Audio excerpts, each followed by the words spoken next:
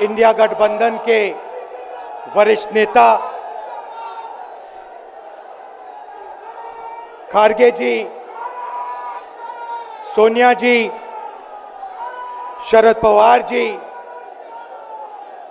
भगवंत मान जी, चंपा सोरेन जी, अखिलेश यादव जी, तेजस्वी यादव जी, सीताराम येचुरी जी, फारूक अब्दुल्ला जी, डी राजा जी, भट्टाचार्य जी, महबूबा मुफ्ती जी, Derek O'Brien जी, कल्पना सोरेन जी, त्रिची सिल्वा जी, सुनीता केजरीवाल जी, देवराजा जी, तिरुतोल जी, खुरुम अनीस उमर जी, और stage से मैं केजरीवाल जी और सोरेन जी का भी नाम लेना चाहता हूं, क्योंकि वो आज यहां हैं नहीं, मगर दिल में हम सब एक साथ खड़े हैं। भाइयों और बहनों, इंडिया गठबंधन के कार्यकर्ताओं, आप सबका यहां बहुत बहुत स्वागत, नमस्कार।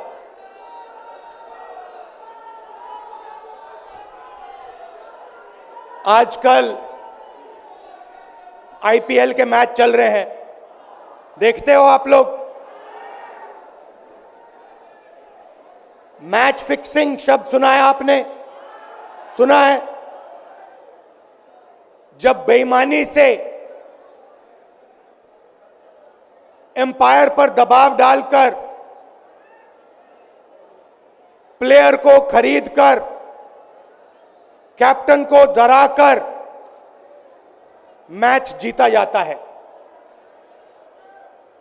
क्रिकेट में उसको मैच फिक्सिंग कहा जाता है। हमारे सामने लोकसभा का चुनाव है। अंपायर किसने चुने? नरेंद्र मोदी ने। हमारी टीम में से मैच शुरू होने से पहले 2 खिलाड़ियों को अरेस्ट करके अंदर कर दिया। तो भाइयों और बहनों, ये जो चुनाव हो रहा है, नरेंद्र मोदी जी इस चुनाव में मैच फिक्सिंग करने की कोशिश कर रहे हैं। ये जो उनका 400 सीट का नारा है, ये बिना ईवीएम के, बिना मैच फिक्सिंग के, बिना सोशल मीडिया और प्रेस पर दबाव डालकर खरीदकर, ये 180 पार नहीं होने जा रहा है। सब मिलाकर आप देखिए, कांग्रेस पार्टी विपक्ष की सबसे बड़ी पार्टी है। हमारे सारे के सारे बैंक अकाउंट बंद कर दिए गए हैं। चुनाव के बीच में देश की सबसे बड़ी ऑपोजिशन की पार्टी के सारे अकाउंट बंद कर दिए।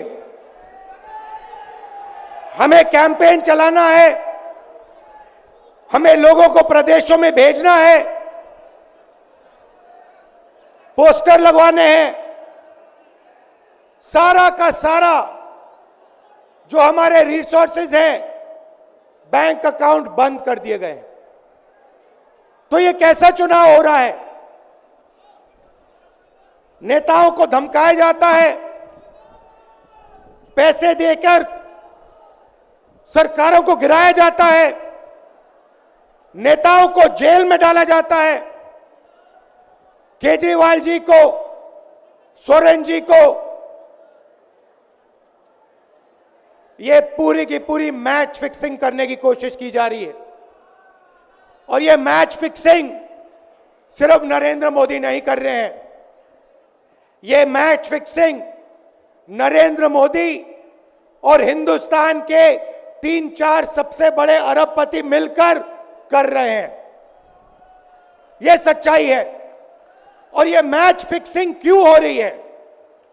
भाई और बहनों, इसका सिर्फ एक लक्ष्य है कि हिंदुस्तान का संविधान, जिसने इस देश के गरीब लोगों को भविष्य दिया, सपने देखने का हक दिया,